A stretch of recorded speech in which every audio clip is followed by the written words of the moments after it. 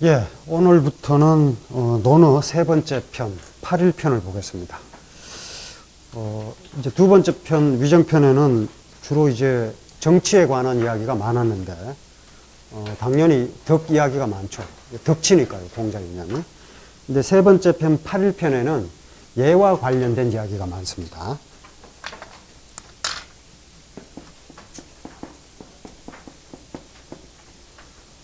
그 중에서도 이제 오늘 제가 말씀드릴 이야기는 천자의 예학입니다.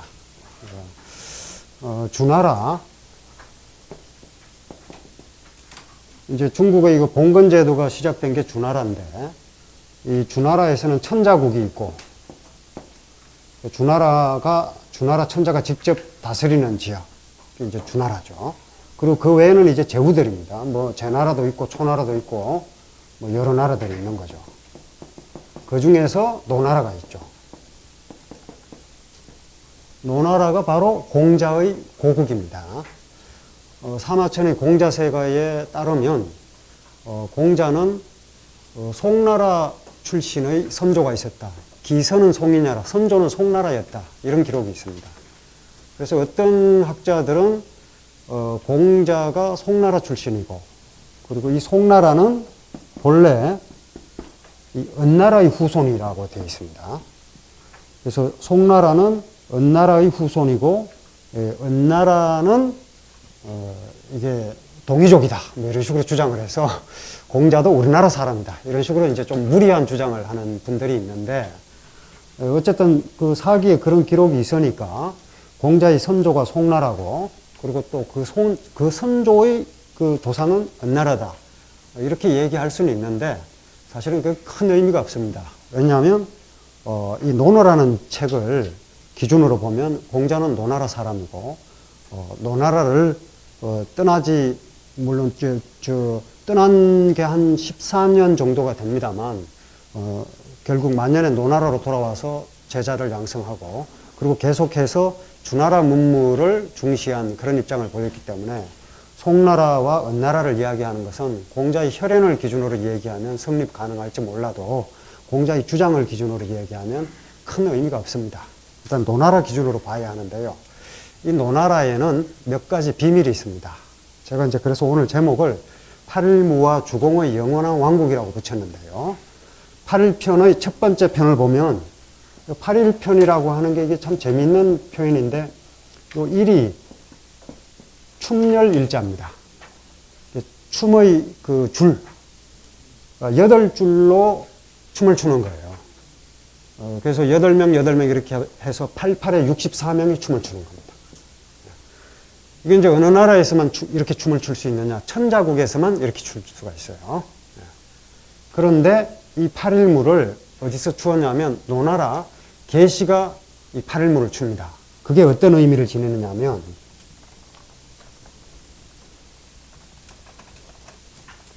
이 주나라 예법에 따르면 주나라 천자는 8일무를 춥니다. 그래서 64명이 추는 거죠. 그리고 천자 아래에 있는 제후들은 6일무를 춥니다. 6줄로 해서 66에 36명이 추는 거예요. 그리고 대부들은 4, 46, 16명이 춤을 춥니다. 그리고 사는 2열, 4명이 춤을 춥니다. 이게 이제 결국 64명이 추는 8일무는 천자의 춤이거든요. 천자의 춤이에요. 그런데 노나라에서 8일무를 췄어요. 그리고 심지어 이 계시가 8일무를 춘 거죠. 계시는 천자는 당연히 아니고 제후도 아닙니다. 대부예요. 그러니까 대부가 8일무를 췄다고 하는 것은, 제후도 아닌 대부가 8일무를 췄다고 하는 것은 굉장히 그 참남된 거죠. 그러니까 참이라고 하는 게 자기의 분수를 넘어섰다, 이런 뜻이 되는데요. 참월이죠, 참월. 이런 일이 어떻게 일어났는가? 이제 공자가 얘기한 대목입니다. 일단 그 8일편의 첫 번째 문장을 제가 맨 위에 올려놨는데요. 그걸 한번 보시죠. 공자위 계시하사대, 이렇게 되어 있습니다. 공자께서 계시를 두고 논평하시되, 평가를 한 거예요. 어떻게 평가를 했냐면 8일로 무어정하니, 8줄로 무어정, 계시가 자기 뜰에서 춤을 추었으니 시가이냐온 이것을 참아할 수 있다면, 이런 일을 참아할 수 있다면 숙불가이냐리요, 무슨 일인들 참아하지 못하겠는가, 이렇게 되어 있습니다. 그러니까 무슨 얘기냐면 계시는 대부인데 제후가 해도 안 되는 천자의 춤을 계시가 춘 거죠. 계시뿐만이 아니라 노나라 삼가가 다 그렇게 했다, 이렇게 되어 있습니다. 어떻게 이런 일이 일어날 수 있었는가, 여기에 대한 이제 여러 유학자들의 견해가 있습니다. 우선 이 8일무를 춘다고 하는 것 자체가 이게 있는 거죠. 약간은 이제 역사적인 지식이 필요한데요. 실정되지는 않습니다만 중국에 이제 하나라가 있고 역사 기록만 있는 거죠. 그리고 하나라 다음에, 하나라 앞에 이제 요임금, 순임금 시대가 있었다. 유가는 이제 이 요임금, 순임금의 시대를 성인의 시대라고 보고요. 그리고 하나라는 우임금이 다스렸고, 그리고 우임금의 후손인 근왕이 망하고 새로 들어선 나라가 상나라입니다. 이게 이제 은나라죠. 그리고 이 은나라를 멸망시키고 새로 세운 나라가 은나라의 마지막 왕인 주를 쳐부수고 새로 주나라를 세운 게 무왕이에요. 그리고 이 무왕이 자기 아버지였던 문왕을 왕으로 추왕하죠. 본래 왕이 아닌 사람을 추존해서 왕으로 삼았다. 추존 위왕해서 왕으로 삼습니다. 본래는 왕이 아니었어요. 아들이 무왕인 거죠. 아들이 왕이었기 때문에 아버지도 왕이 된 겁니다. 그런데 이 문왕의 아들이자 무왕의 동생이면서 무왕 다음의 임금이 성왕입니다. 성왕의 숙부가 바로 주공입니다. 이 주공이라는 호칭은 본래 그냥 주나라 공이에요. 주나라 공. 그런데 그 본래 주나라 공을 가리키는 이 일반 명사가 마치 주공 희단. 이 주공 이름은 성이 희시고 이름이 단입니다. 이 희단을 가리키는 고유명사처럼 쓰이는 거예요. 그런 경우가 종종 있죠. 승상하면 누가 생각나십니까? 승상. 승상사당 하처신고 두보시 있죠. 그 승상이 누구죠? 예, 제갈공명이죠. 승상하면 제갈공명입니다. 그런 식으로 어떤 벼슬을 가리키는 일반 명사가 어떤 특정 개인을 가리키는 고유명사처럼 바뀐 거죠. 그러니까 주공이 얼마나 중요한 인물인지를 알 수가 있습니다. 그런데 이 주공이 제정한 예약, 주공이 제례 자격을 했다 그래요. 예를 제정하고 음악을 작곡했다. 그리고 이 예약을 근간으로 주나라를 다스립니다.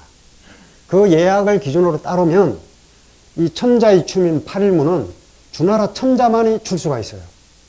주나라 천자만이 88에 64명을 모아놓고 춤을 추게 할 수가 있는 겁니다. 행사가 있을 때. 그런데 노나라에서 그걸 췄습니다. 노나라는 어떤 나라냐면 물론 공자의 고향이긴 합니다만 노나라는 바로 이 주공의 맏아들이었던 백금이라고 있어요. 이 주공의 맏아들이었던 이 백금이 봉해진 나라입니다. 그리고 성왕이 주공의 공로가 워낙 크다고 해서 백금에게 특별히 천자의 예약을 쓸 수 있도록 허락했다. 이렇게 얘기를 합니다. 그래서 근데 주공 스스로 그랬다. 이렇게 보면 모순이 생기는데, 왜냐하면 자기가 제정한 제례자각의 원칙에 따르면 주나라 천자국만 출 수 있는 천자의 춤을 한갓 제후의 나라에서 출 수 있게 허락한 건 모순이 되는 거죠. 그래서 송나라 때 정의 같은 철학자들이 어떻게 평가를 하냐면, 성왕이 주공이 워낙 큰 공로를 세웠기 때문에 주공의 맏아들 백금이 봉해진 노나라에게 특별히 은전을 내려서 천자의 춤을 출 수 있게 허락했다. 하지만 비례다. 예가 아니다. 이렇게. 예에 맞지 않다. 이렇게 얘기를 해요. 그런데 노나라에서 수백 년 동안 저 천자의 춤을 췄습니다. 정의가 거기까지는 이야기를 했는데 왜 수백 년 동안 일개 제후국인 노나라에서 천자의 춤을 췄는지에 대해서는 이야기가 없어요. 왜 그랬을까? 이게 의문이죠. 누구보다도 예를 중시한 공자가 여기에 이렇게 기록을 한 데는 다 그런 의미가 있는 거죠.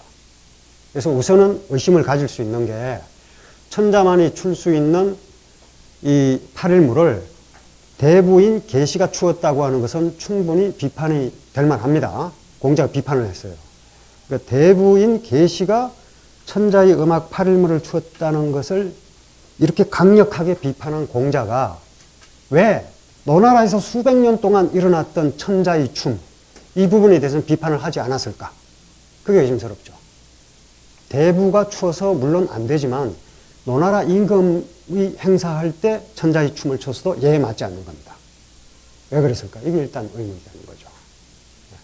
그러니까 천자의 춤을 왜 일개 제후국인 노나라에서 췄는가? 이게 첫 번째 의문입니다. 그런데 노나라에는 천자의 춤만 췄던 게 아닙니다. 그 다음 글을 보시면 천자의 노래까지 불렀다. 이게 나와요.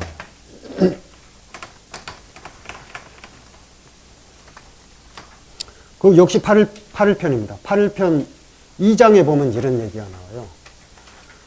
삼가자 이 옹철이러니 이게 나옵니다.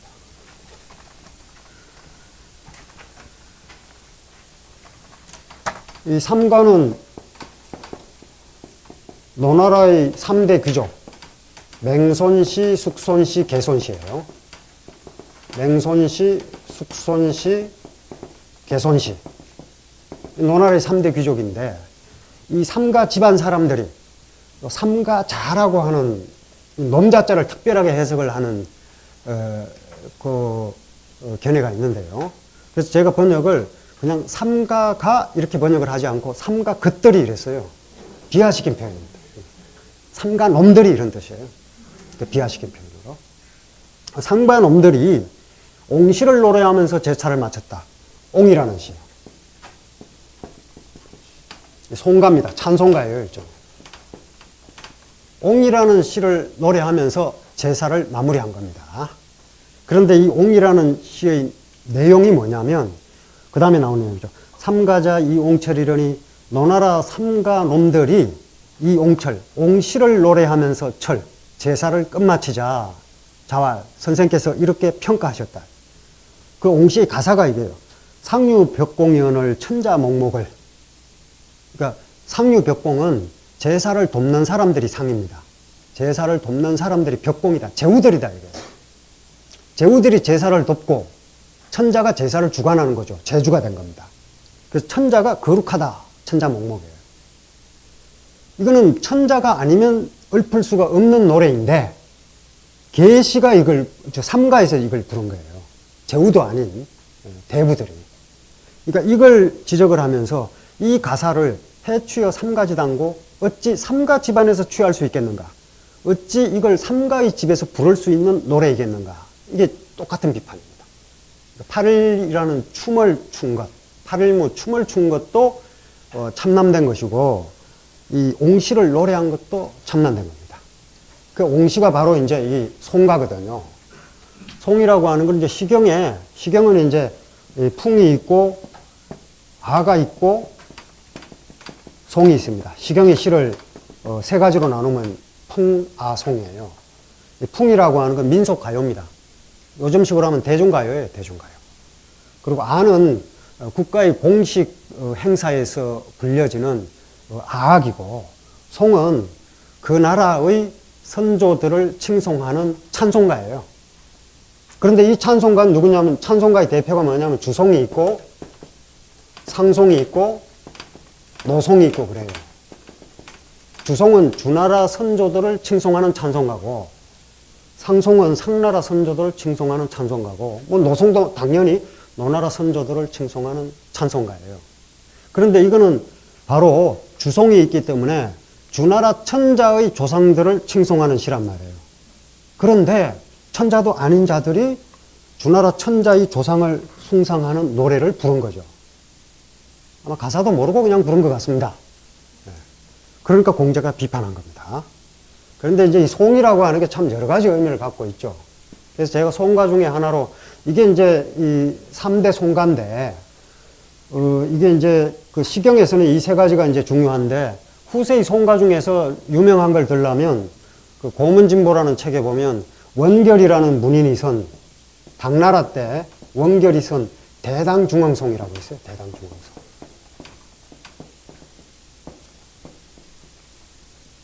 네, 대당중앙송. 이게 이제 위대한 당나라가 중흥하는 이 숙종 때의 중흥을 헌종 숙종 시대에 중흥하는 것을 찬양하는 노래예요. 그런데 찬양하는 내용이 거기 적어 놓은 것처럼 산고일성이라. 예. 임금의 그 황제의 위대한 덕이 성덕지 흥이 임금이 가진 그 위대한 덕이 산고일성. 산처럼 높고 태양처럼 떠오르니, 예. 태양처럼 떠오르니, 예. 만복시용이라. 이렇게. 온갖 복을 다 누린다네. 뭐 이런 식의 그 칭송하는 시예요. 이렇게 이제 당나라의 위대성을 원결이라는 이 시인이 송을 지어서 칭찬을 했습니다. 칭찬을 했는데 후세에 시인들이 이걸 어떻게 평가를 하냐면요. 이 송가는 실제로 당나라에 대한 칭송이 아니라 그 당시 헌종 숙종 시대의 어지러운 정치를 풍자한 시라고 얘기를 합니다. 그러면서 이 표현이 그 과장된 표현이 바로 그런 뜻이다. 풍자다 이렇게 봅니다. 그러니까 산처럼 높고 태양처럼 떠오른다 뭐 이런 표현이 칭송하는 내용이 아니라 풍자라는 거죠. 어떤 걸까요? 적어도 문인들에게는 이게 풍자로 읽히는 거죠. 우리도 뭐 얼마 전까지만 해도 뭐 민족의 태양이니 뭐 이런 거 막 썼죠. 뭐 역사의 멸류관이 뭐 이런 거 막 썼잖아요. 근데 이제 이 한국 사회의 그 비극성은 그게 풍자가 아니고 진심으로 그랬다는데 이게 문제가 있는 거죠. 예. 문인들이 보기에는 그런 식의 과장된 표현이 나오면 풍자거든요. 예. 그런데 이제 한국 사회에서는 문인들이 그런 식으로 표현을 하면 이게 일반적으로 그게 풍자로 읽히지 않고 정말 민족의 지도자고 민족의 태양이고 뭐 이런 식으로 되는 게 한국 사회 부박함을 보여주는 거죠. 예. 이건 분명히 풍자라는 거죠. 송이라고 하는 게 이중적인 의미를 갖고 있다는 거예요. 근데 어쨌든 이 송이라고 하는 게 노래이기 때문에 시경이라고 하는 게 가사를 두고 얘기하면 시는 가사예요. 그리고 이걸 노래로 읊기 때문에 이건 노래입니다, 또. 그리고 춤으로 옮기면 그게, 몸으로 움직이면 그게 춤이 되는 거죠. 그 시의 악이 한 덩어리로 뭉쳐진 게 이제 시경이라고 하는 책이 가진 종합적 성격인데요. 어쨌든 이걸 보면 이 송가를 노나라 삼가 집안에서 불렀던 거죠. 노나라는 천자의 춤만 추었던 것이 아니라 천자의 노래까지 불렀던 겁니다. 그리고 계시가 어디에서 그걸 본받아서 계시가 누가 그걸 하는 걸 보고 그런 참을된 행위를 저질렀느냐. 노나라 임금이 하는 걸 보고 배운 거죠. 그런데 왜 노나라는 천자만이 노래할 수 있는 또 천자만이 출 수 있는 춤을 추었는가 이렇게 되는 거죠. 그 두 번째 의심입니다. 그리고 그것뿐만이 아니라 그 다음에 가시면요. 세 번째가 나옵니다. 천자의 제사입니다.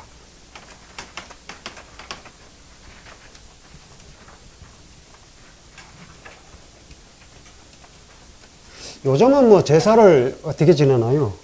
마음대로 지낼 수 있습니다. 하늘에도 제사 지낼 수 있습니다. 하늘에도요. 백두산 천지에 가서 하늘에 제사 지내도 뭐, 거긴 좀 싫어하더라고요. 이제 중국 쪽에서 싫어하죠. 뭐 마음대로 지낼 수 있습니다. 그런데 원래 이 노나라에서는 교제를 지냈어요. 이 교제라고 하는 건 어떤 뜻이냐면, 교자가 틀리겠어요.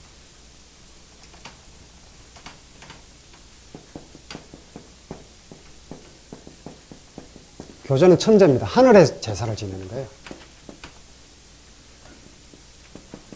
하늘에 제사 지내는 겁니다. 누가 지내느냐? 천자만이 지낼 수가 있어요. 그런데 노나라에서 지냈습니다. 그리고 심지어 계시가 계시 여태산이라고 해서 계시가 태산에서 제사를 지냅니다. 태산에서 제사를 지내는 것도 태산이라는 산이 노나라에 있긴 하지만 실제로 태산에서 제사를 천제를 지낼 수 있는 것은 천자만이 할 수 있는 거예요. 그건 노나라에서 지냈습니다. 그리고 또 체제사까지 노나라에서 지내요. 체제사라는 용어가 좀 어려운데요. 체라고 하는 거는 이런 말이 있어요. 불왕불체. 왕이 아니면, 이때 왕이라고 하는 게 천자입니다. 본래 이제 저 한나라 시대가 되면은 왕이라는 호칭이 제후들에게 왕이라는 호칭을 내립니다. 초왕이다, 제왕이다 이런 호칭을 내려요. 그런데 주나라 시대에는 왕이라고 하면 천자만 있을 수 있었고 나머지는 공후백자남이죠. 왕이라고 하면 천자만 쓸 수가 있었어요. 불왕불체하면 무슨 뜻이냐면 왕자가 아니면, 천하에서 왕노릇 하는 이가 아니면 체제사를 지내지 못한다 이런 뜻이에요. 그럼 체제사가 뭐길래 그러느냐. 조선시대 국조의례를 봐도요, 일반인들은 자기 아버지가 돌아가시면, 부모가 돌아가시면 부모에게 제사를 지낼 수 있고 할아버지에게도 제사를 못 지내게 되어 있습니다. 원래 국조의례의 법률에는 그래요. 그리고 이제 계급에 따라서 할아버지까지 제사를 지낼 수 있고, 당상관 이상이 되어야 고조 할아버지, 정조 할아버지에게, 정조 할아버지, 고조 할아버지까지 제사를 지낼 수 있고 그래요. 근데 조선시대에는 여러분들 아시다시피 다 지냈죠. 그건 왜냐하면, 조상을 생각하는 효에 신분의 차별이 있을 수 없다. 무조건 다 지내는 거예요.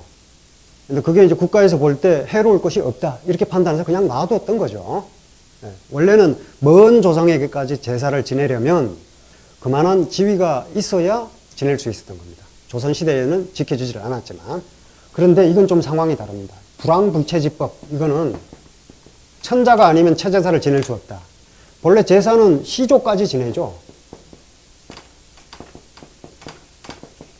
시조까지만 지낼 수 있고, 시조 앞의, 시조라고 해서 어느 날 하늘에서 갑자기 튀어나왔을 수는 없지 않습니까, 사실. 여러분들도 전부 관양이 있고 시조가 다 있지만, 시조에게도 부모가 있을 거 아니에요. 당연히. 근데 시조가 나온 조상에게까지 제사를 지내는 거, 그게 이 체예요, 체. 이거 원래 체라고 하는 게, 임금제자가 있고, 임금제자 위에 불초자가 붙으면 이거 꼭지 체자입니다. 꼭지 체자. 그러니까 꽃이나 열매가 매달려 있던 꼭지예요. 그러니까 어떤 사람이 시조라고 할 때 그 시조가 나온 곳, 시조의 조상이죠. 시조의 조상에게까지 제사 지낼 수 있는 권한이 어디에 있느냐. 바로 천자에게만 가능한 겁니다. 그런데 노나라에서 체제사를 지냈어요. 노나라의 시조는 누구냐? 주공입니다. 주공을 시조로 삼고 주공의 아버지였던 문왕을 대상으로 체제사를 지낸 겁니다. 이게 어떻게 된 거냐? 이것도 문제가 되는 거죠. 이것도 천자가 아니면 지낼 수가 없는 거예요. 이 세 가지입니다. 그러니까 천자의 춤을 노나라에서 췄다. 그리고 천자의 노래를 노나라에서 했다. 그리고 천자의 제사를 노나라에서 지냈는데 제후로서 천자만이 할 수 있는 걸 다 한 거죠. 그랬더니 그것을 본받아서 대부들까지도 천자의 춤과 노래와 제사를 지내게 된 겁니다. 어떻게 해서 이런 일이 일어났는가? 이게 의심이죠. 이게 이제 오늘 풀어야 할 숙제입니다. 그런데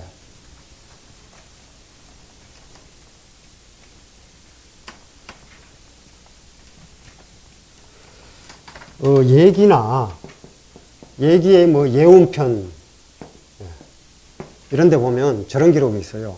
한선자라는 사람이 진나라 사람인데 진나라가 보낸 사신이에요. 노나라에 와보고 노나라의 문물을 보고 놀랍니다. 뭐라 그러냐면 줄에 진제로이라. 주나라 뭐 거기 다 써져 있으니까 나중에 차분히 읽어보시면 됩니다. 주나라의 예가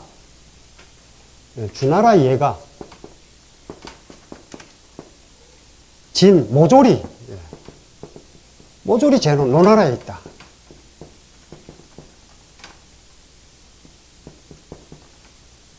진나라 임금이 보낸 사신이 노나라에 와서 살펴봤더니 거기 좀 구체적으로 나와요. 태복씨를 만나가지고 주역을 살펴봤고 태사씨를 만나서 서경을 살펴봤다. 역사 기록을 살펴봤다. 이렇게 나와요. 그러고 나서는 감탄을 하면서 하는 얘기가 주나라의 예가 모조리 노나라에 있다. 이렇게 감탄합니다. 그리고 하는 말이 내가 오늘에서 비로소 주나라가 천하의 왕이 된 까닭을 알겠다. 이렇게 얘기를 해요. 이게 무엇을 뜻하는가? 노나라에 주나라의 예가 다 있었다는 얘기예요. 노나라가 천자의 예를 참남되게 활용한 것이 아니라 어떤 의도가 깔려 있는 거죠. 누구의 의도가 깔려 있는가? 주공입니다.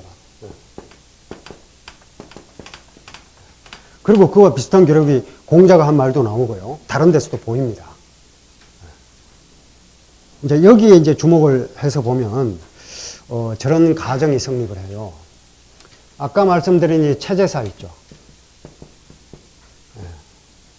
이 체제사에 대해서 공자가 어떤 식으로 표현을 하냐면, 그 이제, 그 문장을 보겠습니다. 그 16, 세 번째 비밀 천자의 제사 하면서 제가 인용해 놓은 그 8일편의 10장이 있죠. 그걸 보시면. 자와 선생께서 말씀하셨다. 체자기관이 왕자론. 체는 체제사입니다. 체제사는 관은 이제 강신예예요. 관례가 있습니다. 제사를 처음 지낼 때 술을 땅에 부어서 신이 나오게 하는 절차가 강신예예요. 근데 그 강신예를 하고 난 이후부터는 왕은 이후 이런 뜻이에요. 그 이후부터는 부터자자가 있죠. 거기에 오불이관조이라는 내가 보고 싶지 않다. 이게 이제 그 무슨 얘기냐면 노나라에서 체제사를 지냈는데 체제사를 지낼 때 관이라고 하는 게 이제 관이라고 하는 글자가 아주 쉽습니다. 이게 왼손이고 이게 오른손이거든요. 그리고 가운데가 물숫자죠. 이게 세수대야입니다. 세수할 관자도 되고 이럴 경우에는 손을 씻는다는 뜻입니다.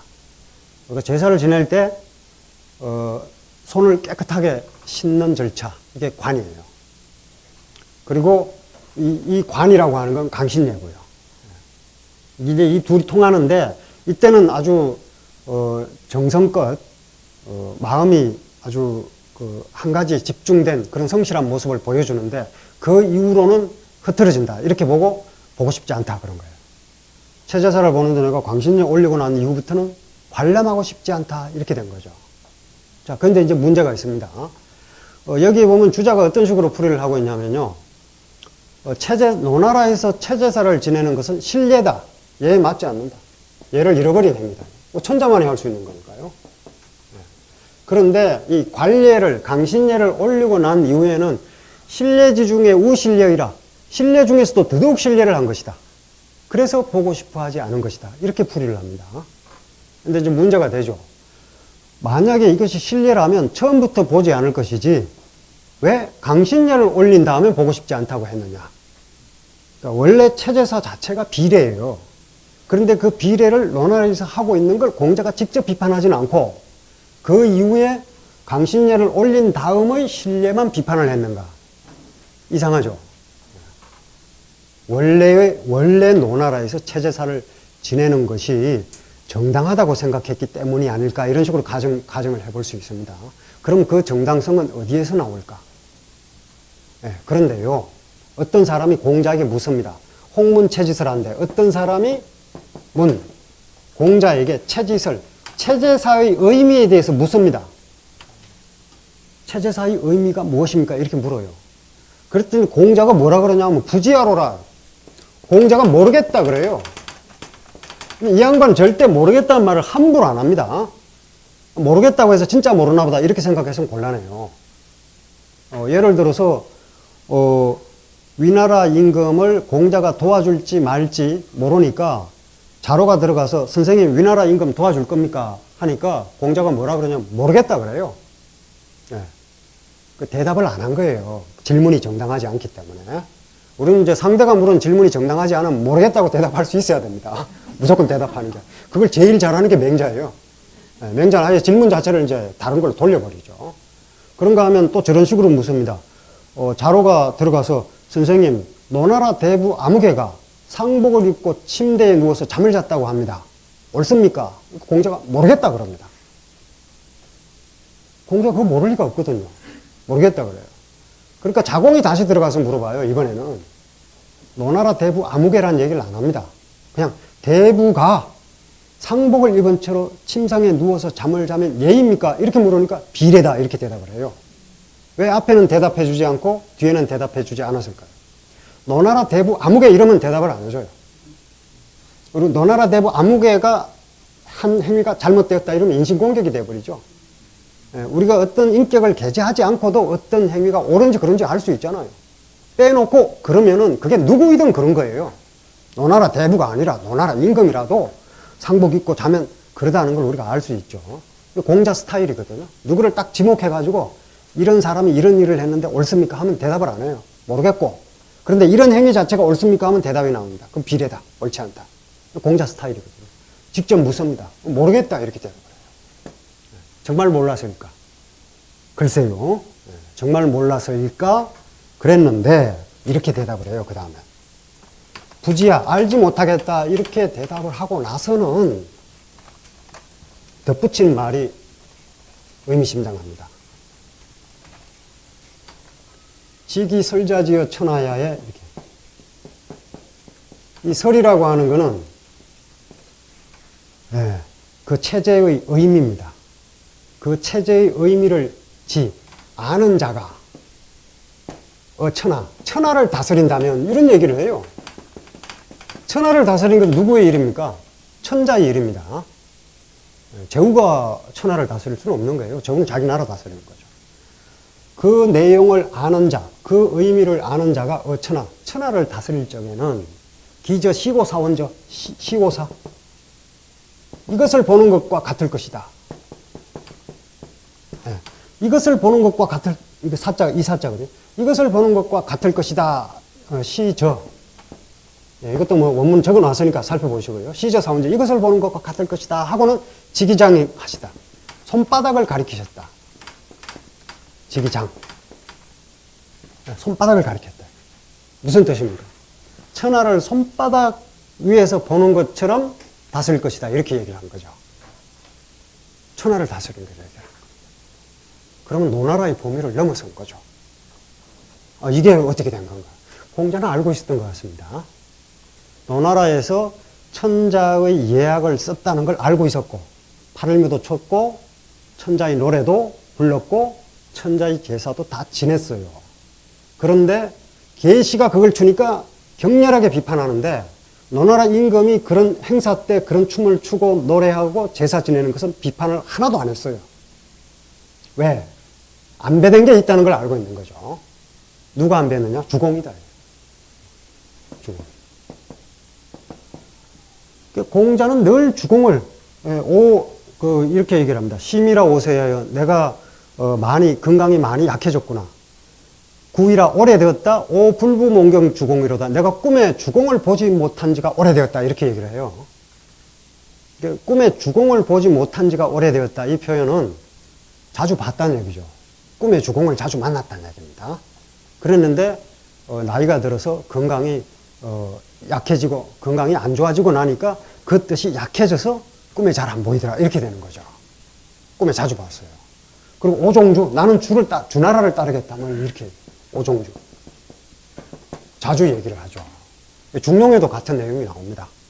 하래를 오는 건지는 하나라 예를 내가 말할 수 있지만 하나라는 은나라, 상나라, 앞선 나라죠. 근데 그 후손이 기나라에 가서 산단 말이에요. 기나라에서 입정하기에 부족하고 또 은나라의 예를 내가 말할 수는 있지만 은나라의 후손들이 사는 송나라에 가서 입정하기가 부족하다.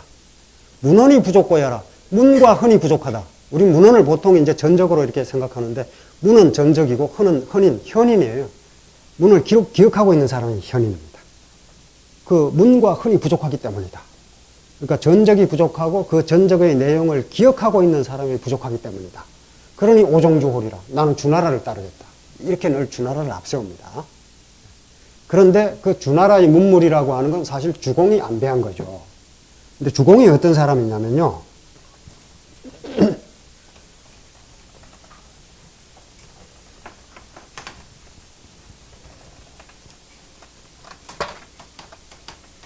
주공은 주역의 작자로 알려져 있습니다.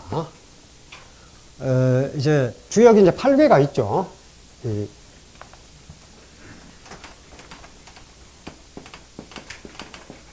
주역은 이제 음과 양이라고 하는 단순한 두 개의 기호, 양, 음이죠. 이게 겹쳐져서 8괴가 나오고 뭐 이런 식으로요. 양효 3개가 합쳐지면 건괴가 되고 음효 3개가 합쳐지면 공괴가 됩니다. 이건 하늘을 상징하고 이건 땅을 상징합니다. 이건 괴의 명칭은 건괴고 괴의 상징은 하늘이고 괴의 명칭은 곤이고 괴의 상징은 땅이에요. 8개가 있죠. 건태이진 송강강권 해서 8개가 있는데 이 8개를 또 겹치면 64괴가 됩니다. 그런데 8괴를 누가 만들었냐 하면 전설 속의 인물인 복희씨가 지었다 이렇게 돼 있어요. 근데 이건 이제 복희씨는 뭐 사람이 아닙니다. 인두사신이에요. 사람의 얼굴에 뱀의 몽둥이를 한 사람이니까 신화 속의 주인공이니까 실제로 복희씨가 8괴를 지은 작자다 이렇게 생각하는 건 큰 의미가 없습니다. 8괴를 상고시대에 누군가가 만들었는데 복희씨라고 하자 뭐 이 정도로 보시면 됩니다. 그런데 이 주역의 괴를 만들고 괴사를 붙인 게 누구냐? 그걸 문왕이라 그래요. 그래서 문왕이 서백이거든요. 그 사마천의 사기에 보면 사기 저술 동기를 밝힌 문장에 보면 석서백, 옛날 서백 문왕이 구유리, 유리에 갇혀 있었으면서도 연주역하시고 주역을 풀이했고 이때 괴사를 만들었다. 이 주역의 괴가 있고 그 괴에 하나하나 풀이를 붙인 게 괴사인데 그 괴사를 문왕이 했다 이렇게 되어 있습니다. 그 문왕의 아들이 주공이에요. 그리고 주공이 효사를 붙였다 이렇게 되어 있어요. 효사를. 주역의 완성자들입니다. 그리고 문왕은 천하의 3분의 1을 차지하고 있었는데 주왕이 적대시하던 주왕을 정벌하지 않습니다. 네. 문왕은 본래 왕은 아니라 그랬죠. 그런데 천하의 3분의 1을 차지하고 있었어요. 그런데 주왕을 정벌하지 않습니다. 왜? 신하로서 임금을 칠 수 없다 이렇게 된 거죠. 네. 그 문왕이 죽고 난 다음에 무왕이 주왕을 쳐부수고 새로 주나라를 세우죠. 그때 백이숙제가 반대합니다. 뭐라고 하냐면 아버지 문왕이 돌아가신 지 한 달이 안 됐는데 전쟁을 일으킨다는 게 말이 되느냐. 불효다 이랬죠. 그런 다음에 신하로서 임금을 죽인다는 것이 옳단 말이냐. 폭력으로 폭력을 바꾸는 것이 옳단 말이냐. 이렇게 얘기를 하면서 거부를 했죠. 그래서 죽이려고 하니까 강태공이 말려서. 강태공 역시 멋쟁이에요. 강태공이 이 사람은 의인이다 그래서 살려주죠. 그렇게 막았습니다. 그럼에도 불구하고 무왕이 군대를 움직여서 공격할 수밖에 없었던 이유는 또 따로 있습니다. 네. 그때가 아니면 안 될 만한. 네. 그게 이제 기원전 1112년 계기일식이 일어난 때라고 추정을 하거든요. 그러니까 주나라가 이 새로 주공의 주나라가 주왕을 정벌한 시기를 역사학자들이 1110년설도 있고 1112년설도 있는데 BC 기원전 1110년설도 있고 기원전 1112년설도 있는데 이 계산을 해보면 계기일식이 1112년에 일어났거든요. 계기일식이라고 하는 건 태양이 가려지는 현상이죠. 그 춘추나 이런 고대의 기록에 역사 기록에 보면 일식이 일어나면 꼭 기록을 합니다. 일유식지라 이렇게 일유식지. 태양에 먹힘이 있었다. 식자 옆에 벌레 충자를 써요. 태양에 먹힘이 있었다. 벌레가 태양을 먹었다 뭐 이런 뜻인데 식이 무엇이 먹었다고 쓰지 않은 것은 모르는 것을 모르는 것으로 놔둔 것이다. 이렇게 기록을 해요. 그것도 참 미묘하죠. 근데 월요식지는 안 나와요. 달에 일식이 있었다는 기록은 안 해요. 그건 왜 그러냐? 달은 먹혀도 됩니다. 달은 신화를 상징하기 때문에. 임금을 상징하는 게 태양이에요. 임금을 상징하는 게. 그러니까 이제 이 주왕뿐만이 아니라 거랑 같은 경우도 내가 오유천하는 내가 천하를 다스리는 것은 유천지유일이라 하늘에 태양이 있는 것과 같다. 일망이라사 오내망이라. 저 태양이 없어져야 내가 망할 걸 이렇게 얘기를 합니다. 그러니까 맹자에 뭐라 그랬냐면 시일갈상고 이놈의 해는 언제 사라지나 여급이여 해망하리라. 너 죽고 나 죽자. 백성들이 이렇게 나오는 거죠. 태양이 없어지면 백성들도 살 수가 없죠. 근데 하도 임금이 폭정을 저지르니까 태양도 없어지고 나도 죽자. 뭐 이렇게 나오는 거예요. 그 이제 또 다른 맥락으로 맹자가 인용한 것이지만 그 시기와 일치하는 게 1112년이, 기원전 1112년이기 때문에 그때라고 봅니다. 근데 문왕이 역법에 발려갔기 때문에 주역의 역이라고 하는 건 바뀌는 거거든요. 주역의 역자도 여러 가지 풀이가 있는데 1월 지역이 가장 오래된 풀이에요. 해와 달. 이게 역자라는 거예요. 해와 달이 갈마든다. 가장 오래된 한대의 해석입니다. 그런 다음에 또 어떤 풀이가 있냐면 도마뱀이다.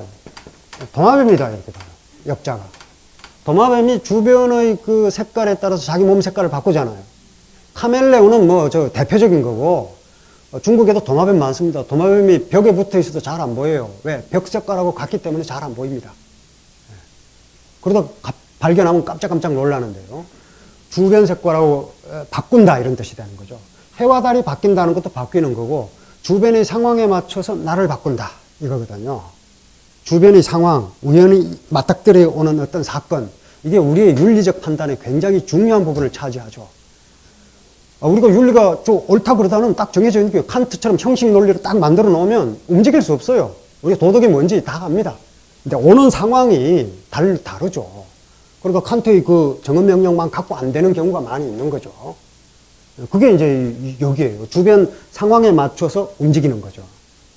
그리고 그걸 이제 육아식으로 풀이한 게 시중입니다. 때에 맞춰서 시시각각 다가오는 이 객관적인 그 세계에 맞춰서 움직이는 것. 이게 시중인 거죠. 고정되어 있는 게 아니다. 이런 얘기인데, 어쨌든 이런 풀이가 있고, 그리고 갑볼문이 이제 연구되고 난 다음에는 이 주역의 역자를 이 물그릇에서 물을 따라서 다른 곳으로 옮기는 글자. 그 새가 날아가는 것, 새가 빨리 날아가는 모습이 그림 글자. 한 4가지 정도가 됩니다. 조사를 해보면 더 나와요. 한자의 기호는 한 가지가 아니기 때문에. 근데 어쨌든 모두 다 변화를 상징하는 겁니다. 그런데 그런 변화 중에서 우리의 일상생활 속에서 가장 중요한 변화가 뭡니까? 날이 가는 거죠, 날이. 네. 오늘이 가고 내일이 오고, 이게 가장 중요한 변화죠. 그래서 이 역으로 풀이하거든요. 책력이라고 할 때 역법으로 풀이를 합니다. 네, 책력이죠. 천문현상을 기록하는 겁니다. 쉽게 얘기하면. 해가 언제 떠서 언제 진다. 일몰 후 맥각이 되면 저녁이 된다. 뭐 이걸 다 기록하는 겁니다. 이 부분에 밝았던 게 문왕이란 말이에요. 그래서 문왕은 아마도 천하의 3분의 1을 차지하고 있으면서 주왕을 정벌하지 않은 것은 힘이 약해서가 아니라, 그래서 이제 공자는 저걸 덕이라고 보거든요. 힘을 가지고 있으면서도 행사하지 않는 것, 그게 덕이다 이렇게 봐요. 근데 물론 그것도 있겠지만 그 힘을 정당하게 행사할 수 있는 때를 기다렸는데, 그게 계기일식인 거죠. 계기일식이 언제 일어난다는 것도 계산해서 알고 있었을 것이라고 추정을 합니다. 그랬는데 한 달 전에 죽은 거예요. 한 달 전에 죽은 겁니다. 무왕이 사마천 사기에 보면 무왕이 정벌을 할 때 어떤 기록이 있느냐면, 백이숙제가 말렸다 그랬죠. 그랬는데 제후 불기회자 800이라 이렇게 돼 있어요. 제후들이 약속하지 않았다 이게요. 약속도 하지 않은 채 불기회자 모인 제후들의 숫자가 800이었다 이렇게 되어 있습니다. 사마천 사기에 이렇게 되어 있어요. 약속도 하지 않고 어떻게 800명의 제후가 모입니까? 말이 안 되잖아요. 우연히 800명이 모입니까? 말이 안 됩니다. 제후들이라고 하는 게 나라를 달리하는 사람들인데요. 저 멀리 있는 사람들에게 무슨 우리가 전화를 해서 오라고 할 수도 없고요. 모일 도리가 없습니다. 그런데 그 수많은 제후들이 모일 수 있는 현상이 뭐예요? 계기일식인 거죠. 딱 일어나니까 이제 때가 왔다 이렇게 됩니다. 그래 모인 겁니다. 그래서 맹진나루를 건너서 주왕을 쳐부수고 주나라를 새로 세운 겁니다. 그렇게 무리하게 아버지 문왕이 죽어서 장례식도 치르지 못하고 신주를 수레에 싣고 전쟁에 나간 이유가 뭐냐? 바로 이때가 아니면 안 된다는 거죠. 계기일식이라고 하는 이런 상황에서 임금의 도덕이 무너졌다는 걸 뜻하는 이런 천문현상이야말로 절호의 기회고, 그 기회를 놓치면 다시 정벌을 못해요. 그걸 이제 문왕이 알고 있었고, 그리고 때를 기다렸는데 늙어 죽은 겁니다. 98세로 죽었다 이렇게 돼 있어요. 그러니까 무왕이 한 달 남겨놓고 죽은 거죠. 안타깝게도. 그러니까 무왕이 그런 무리한 전쟁을 할 수밖에 없었고, 그걸 성공으로 이끈 거죠. 자, 이제 이게 맥락이에요. 이게 맥락이고, 그걸 이제 같이 이룩한 게 주공입니다. 네, 주공이에요. 이 주공이 바로 주나라 문물제도 이야기를 만든 거죠. 그래서 바로 이제 공자가 감탄한 것은 주공이 만든 예약의 찬란함을 공자가 계속 이야기를 해요. 그런데 이 주공은 어떤 식의 효사를 남겼냐면,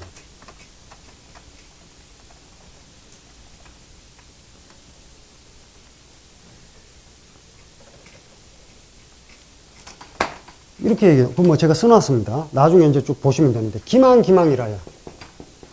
나라를 다스릴 때는 망할까 염려해야 합니다. 나라가 망한다 이거죠. 망할까 염려해야 떨기나 포상, 떨기나 이 뽕나무 뿌리처럼 단단하게 나라가 설 것이다. 뭐 이런 내용이 나와요. 이 주역에 나오는 내용인데요. 무슨 얘기입니까? 나라를 세우는 사람이 나라가 망할 걸 염려하고 있는 거예요. 이상하지 않습니까? 기망이라야 나라가 망할까 염려해야 떨기로 떨기라고 하는 게 이제 이 한꺼번에 뭐 대나무 줄기가 한꺼번에 이어져 있죠. 쉽게 안 끊어지죠. 그게 떨기고 뽕나무 뿌리가 이렇게 얽히고 설켜서 쉽게 끊어지지 않습니다. 그것처럼 단단하게 안정될 것이다. 나라를 다스리는 자는 모름지기 나라가 망할까 하고 염려해야만 나라를 안정시킬 수 있다. 이거예요. 주공은 주나라를 세우면서 주나라가 망할 것을 대비하고 있는 거죠. 망한다. 이게 참 요즘 좀 월드컵 하잖아요. 월드컵 하는데 요즘 월드컵 하면은 그 전부 나와서 국가대항 아닙니까? 예, 국가대항인데 나와서 애국가를 부르잖아요. 국가를 부르잖아요. 국가를 부르니까 요즘은 이 방송국에서 밑에 그 국가의 내용을 자막으로 보여주더라고요. 모든 국가에 반드시 들어가 있는 내용이 뭐냐면 영원하라예요. 영원하라.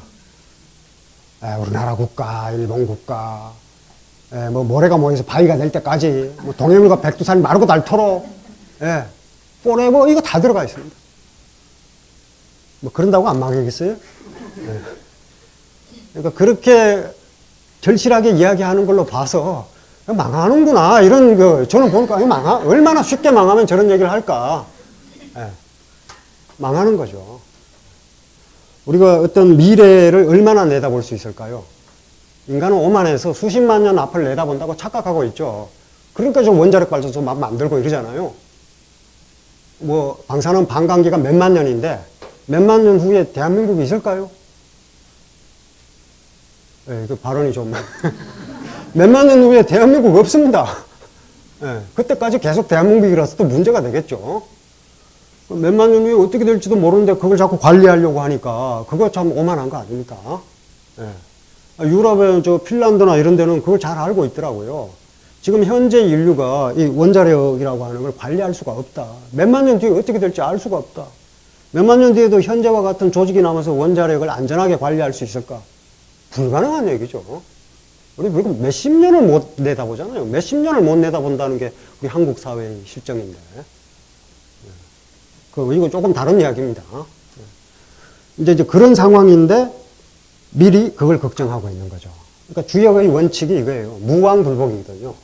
주역에는 기본 원칙이 무왕불복. 왕은 간다는 뜻이고 복은 돌아온다는 뜻입니다. 가서 돌아오지 않는 것은 뭐 없다. 가서 돌아오지 않는 것은 없다. 그러니까 나라가 흥하면 반드시 망하고 또 망하면 또 새로운 나라가 흥한다. 추위가 가면 더위가 오고 더위가 가면 추위가 온다. 이게 주역의 기본 원칙입니다. 모든 게 다 기본. 그래서 절망 끝에 희망을 노래한다. 이것도 주역에 나오는 얘기예요. 그러니까 주역에서 양은 좋은 것이고 음은 나쁜 것이다. 거칠게 정리하면 이렇게 얘기할 수가 있습니다. 그런데 모든 효가 다 음으로 가득 차 있고 끝에 양 하나만 달랑 남아 있는 게 박이에요. 이 절망입니다. 이제 양 하나마저 없어져 버릴 거예요. 쉽게 생각하시면 이건 더위고 이건 추위예요. 이 양은 더위고 이건 추위예요. 추위에서는 살 수가 없고 더위가 와야 농작물이 자라고 생식할 수 있거든요. 이게 없어지는 겁니다. 없어진 다음에 완전히 음으로 가득 찬 시대가 왔다가 그 다음에 아래에서 양기 하나가 생기는 게 복괴예요. 이게 복괴. 돌아왔다. 돌아왔다. 박은 절망의 상황이고 복은 희망입니다. 양기 하나가 밑에 생겨서 올라가는 겁니다. 밑에서 쭉쭉쭉쭉 자라 올라가는 거예요. 그러니까 이 원칙이 기본적인 거죠. 가서 돌아오지 않는 것은 없다. 거꾸로 얘기하면 이 한번 만들어진 나라는 반드시 망한다. 주나라도 피할 수 없다. 주공이 당연히 알고 있는 거죠. 다른 모든 나라가 망했는데 주나라는 안 망할 것이다. 영원하라. 안 되는 거죠. 기본적인 원칙에 어긋나는 겁니다. 자, 그러면 어떻게 할 거냐 이거죠. 망한다. 망하면 어떻게 할 것이냐. 끝이냐. 그래서 주공이 안배를 한 것이 이를테면 이런 겁니다. 원래 중국에서는 전쟁이 일어나서 왕조가 교체되고 나면 그 이전의 왕조는 다 몰살시키고 그랬어요. 그랬는데 주공이 이 주나라를 세우고 나서 이 앞에 은나라가 이제 상나라거든요. 상나라인데 이 상나라의 후손들을 송나라에 가서 살게 합니다. 그리고 또 상나라에 의해서 멸망당한 이 하나라 후손들은 기나라로 보내서 살게 합니다. 네. 그 후손들이 끊어지지 않고 기나라에서 자기 문화를 보존하면서 살 수 있게 하고 그리고 송나라에서 자기 문화를 보존하면서 살 수 있게 합니다. 그래서 이 문화를 여러 벌을 보존하게 한 게 주공의 문화 보존책 중에 하나입니다. 이 전통이 사라져버린 게 진나라예요. 진나라는 몰살시켜버렸죠. 완전히 다 죽여버립니다. 유방 같은 시정 잡배가 황제가 될 수 있었던 건 뭐냐? 유방은 시정 잡배죠. 유방의 친구는 뭐 번쾌 이런 사람들이잖아요. 개백정입니다. 개를 잡아서 먹고 살고 있고. 그런 자들과 함께 어울려서 살던 평민이 황제가 될 수 있었던 거는 진나라가 뭐 이 수많은 귀족을 다 죽여버렸기 때문에 그런 거예요. 그 문하고 뭐고 뭐 다 없애버린 거죠. 그러니까 이 봉건 시대의 여러 나라들 다 찢어발겨서 군과 현으로 쪼개버리고 그 고유의 문화 이런 게 다 사라져버리죠. 그런 상황을 만든 게 사실 진나라입니다. 그러니까 이제 폭력의 정치와 비슷한 거죠. 그 문화를 보존해서 다른 방식으로 활용할 생각은 안 하고 다 없애버린 거죠. 그러고 나서 이제 한나라가 들어선 거고요. 근데 이제 주공이 한 건 어떤 방식이냐. 멸망당한 하나라의 후손들을 기나라로 보낸 건 주공시대 일입니다. 그러니까 무왕시대 일이에요. 그러니까 무왕이 아니라 성왕. 성왕이 나이가 어리고 주공이 습정을 하고 있는 그런 상황인데 그 주공이 한 거죠. 그리고 이 주나라가 망할 것을 대비해서 그럼 어떻게 했느냐. 우리가 저 컴퓨터 운영을 하다가 다운되면 어떻게 됩니까? 운영체제 OSC 있죠. 다운되면 배급본을 갖고 복구를 하죠. 배급판을 만든 거예요. 어디에? 노나라에. 노나라에 배급본을 만든 겁니다. 그래서 한선자가 노나라에, 그 진나라 사신이었던 한선자가 노나라에 가보고 놀랐던 게 주나라의 얘가 노나라에 다 있다. 노나라에 다 있기 때문에 그것만 보존되면 주나라의 천하가 망해도 똑같은 문화가 또 복구될 수 있는 겁니다. 그 배급본. 배급을 해놓은 거예요. 실제로 그 문화 속에서 공자가 나온 거죠. 공자가 나왔고, 그리고 이후에 이 한나라 시대에 들어가서도 마찬가지입니다. 이거 이야기가 좀 긴데요. 한나라 그 사마천 사기에 보면 한나라 유종이 누구냐? 한나라 유학자의 어뜸이 누구냐? 유종이 숙손통이라는 인물이 나와요. 알 수가 없습니다. 사마천은 왜 숙손통 같은 이 변절 비슷한 변절자를 왜 유종이라고 했는지 모르겠습니다. 유종이라는 자들이 원래 그런 게 있는 건가? 뭐 이런 생각도 뭐 별별 생각 다 하는데 어쨌든 이 숙손통이라는 사람이 유방을 위해서 한나라 유방을 위해서 한나라 의례를 만들어요. 근데 이 숙손통이라는 자는 본래 진나라에서 박사를 하던 자입니다. 진시황제 밑에 있었어요. 그러다가 진시황제가 죽으니까 호해 밑에 붙었고 호해가 죽고 나니까 항량에게로 갑니다. 항량이 죽으니까 항우에게로 가고 항우가 죽으니까 유방한테로 가요. 평생 성긴 임금이 10명이 넘습니다. 여기 붙었다 저기 붙었다 뭐 이러죠. 권력만 쫓아다닌 자예요. 근데 유학자입니다. 진나라 박사였고. 그랬는데 이 유방이라는 인물은 본래 어떤 인물이냐면요. 아까 말씀드렸다시피 무슨 저 귀족이나 뭐 지식인이나 이런 게 아니에요. 완전 일자무식이고 평소에 유학자들을 만나면 두건을 빼앗아서 유건을 빼앗아서 거기에다 오줌을 싸고 막 이랬던 자예요. 이제 먹물들 아주 싫어했던 자. 하긴 뭐 그렇죠. 말 위에서 천하를 차지하고 몸으로 모든 걸 해결했던 사람이기 때문에 입만 살아있는 자들을 굉장히 미워했죠. 그래서 그렇게 모욕을 주고 했는데 이 유방이라는 사람의 탁월한 점이 뭐냐면 자기에게 뭐가 없는지를 아는 거예요. 그래서 육가 같은 사람이나 육가가 이제 유학자인데요. 이 육가가 자꾸 시경, 서경 얘기하고 고전을 자꾸 클래식 얘기를 자꾸 합니다. 그러니까 유방이 한 번은 짜증을 내면서 저렇게 얘기를 해요. 야, 내가 말 위에서 마상에서 천하를 차지했는데 무슨 시경, 서경 그딴 거 뭐 필요하냐 이러니까 육가가 뭐라 그러냐면 말 위에서 천하를 차지할 수는 있지만 말 위에서 천하를 다스릴 수는 없습니다. 저 진나라가 망한 이유도 거기에 있는 겁니다. 만약에 진나라가 고전을 읽고 그 고전에 따라서 천하를 다스렸던들 폐하가 어떻게 황제가 됐겠습니까? 이렇게 얘기를 해요. 그러니까 유방이 마음을 바꿔서 육가의 말을 따릅니다. 그리고 황제의 위엄을 세우기 위해서 의례를 제정하자 이렇게 돼요. 그때 불려나온 게 숙손통인데 숙손통이 그 한나라 의례를 어떻게 제정하냐면 노나라에 가서 30명의 유학자를 불러요. 그 30명 유학자의 도움을 받아서 한나라 의례를 만듭니다. 그리고 나니까 유방이 비로소 내가 오늘에서 비로소 황제가 종교한 줄 알겠다 이렇게 얘기를 해요. 그런데 물론 그 30명을 불렀는데 2명은 안 갑니다. 2명은 안 가면서 숙손통을 보고 뭐라 그러냐면 당신이 섬긴 임금만 해도 10명이 넘더라. 당신 같은 자를 내가 따라갈 수 없다. 거부합니다. 숙손통이 뭐라 그러냐면 이런 시변을 모르는 자들 같으니라고 시변 세상이 바뀐 줄 모르는 자들이다. 이런 식으로 비난을 해요. 그리고 나머지 그러니까 30명 중에 2명 15명 중에 1명은 이럴 때 안 따라가는 사람들이 있는 거죠. 뭐 우리 사회는 어떨까 모르겠습니다. 다 따라갈지 모르겠는데 안 따라가는 사람이 있다는 게 중요한 거죠. 그 2사람의 성과 이름이 전해지질 않아요. 아쉽게도. 원래 권력하고 이렇게 있을 때 같이 따라가야 이게 이름이라도 남는 건데 유감스럽게도 남지 않았습니다. 어쨌든 그 2명이 체면을 지킨 게 노나라 유학자들의 책임을 지켰는데 어쨌건 노나라 예약을 가지고 한나라의 의례를 만든 거죠. 결국 주나라의 이해를 복구한 셈입니다. 주공의 안배가 맞은 거죠. 그렇게 되면. 그리고 그 전한 시대 한나라가 흔들리고 나니까 왕망이라는 자가 이 외척 왕망이라는 자가 한나라를 엎어버리고 새로 세운 나라가 신이잖아요. 이때 신이라는 나라를 세우면서 어떤 원칙에 의해서 나라를 다스린다고 했느냐? 주관입니다.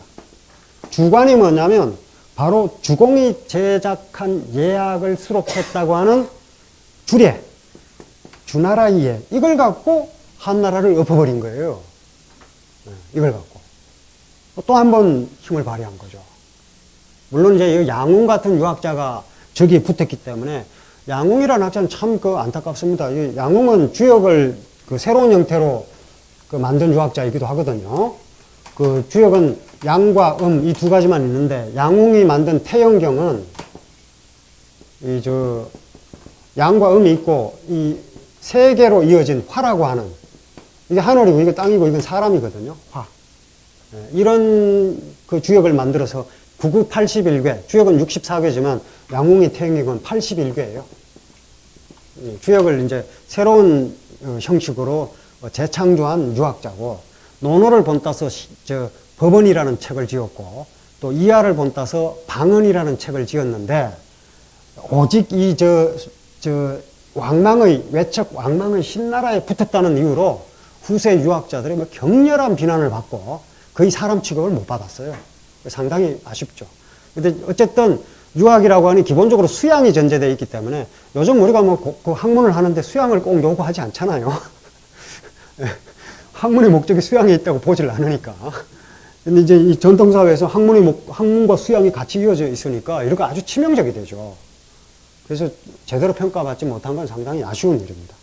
근데 어쨌든 바로 이런 식으로 숙손통에 의해서 노나라예가 다시 이 한나라 의례의 근간이 되면서 결국 주공이 안배했던 주례라고 하는 게 다시 복원됐다. 이렇게 얘기할 수 있는 거죠. 그렇게 본다면 주공이 이 주나라라는 하드웨어, 주나라는 이제 무력으로 세운 하드웨어잖아요. 하드웨어라고 하는 건 내부 연한이 있죠. 망할 수밖에 없습니다. 이게 대한민국이건 미합중국이건 이거 망하게 돼 있거든요. 그걸 왜 이 MTBF라 그러잖아요. 이게 내구 연한이에요. 이게 있기 때문에 몇십만 시간, 몇백만 시간 해도 어쨌든 하드웨어는 낡으면 망가지게 되어 있습니다. 그런데 그런 하드웨어가 망가졌을 때 다시 복구할 수 있는 프로그램, 그게 이제 이 오퍼레이팅 시스템이죠. 이걸 노나라라고 하는 작은 나라에 주공이 안배해 놨다. 그리고 그것이 실제로 역사에서 힘을 발휘했다. 이렇게 얘기할 수가 있는 겁니다. 예, 8일편에 나오는 내용은 대체로 예와 관련된 내용이 많습니다. 그래서 이제 오늘 그 내용을 중심으로 천자의 예에 대해서 말씀을 드렸고요. 나머지 부분은 제가 다 설명을 못 드렸으니까 원고를 읽어보시면서 차분하게 한번 생각을 해보시고요. 잠깐 쉬었다가 이번엔 예가 아니라 덕 이야기로 넘어가도록 하겠습니다. 네. 이제 그 한 글자 해석이 결정적으로 의미를 좌우하잖아요.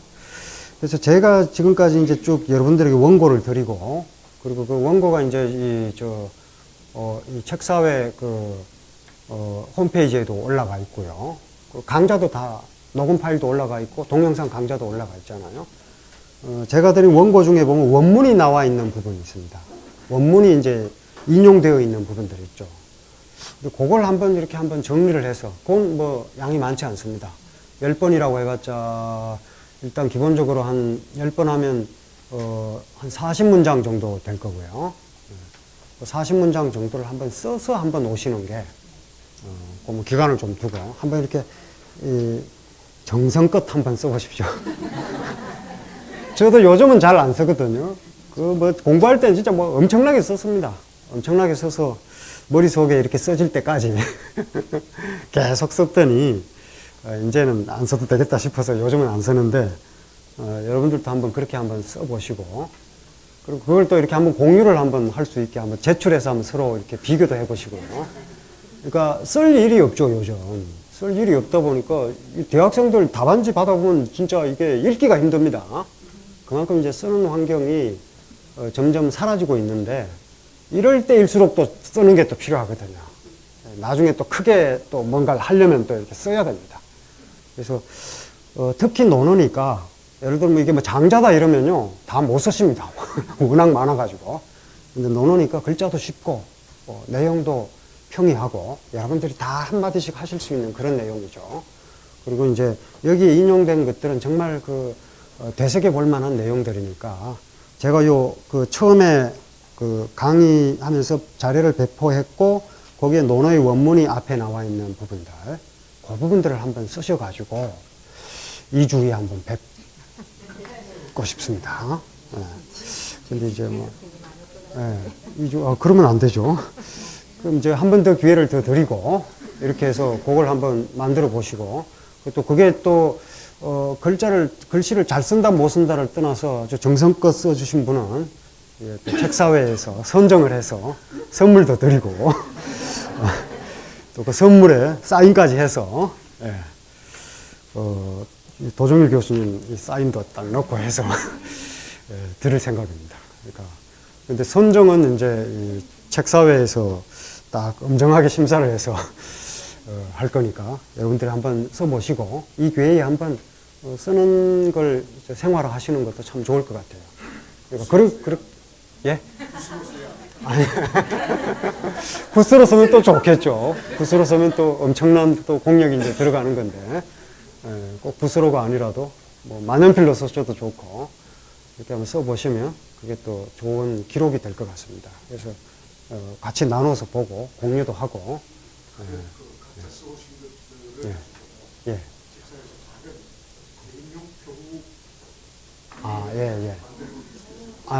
그것도 참 좋은 아이디어입니다. 예.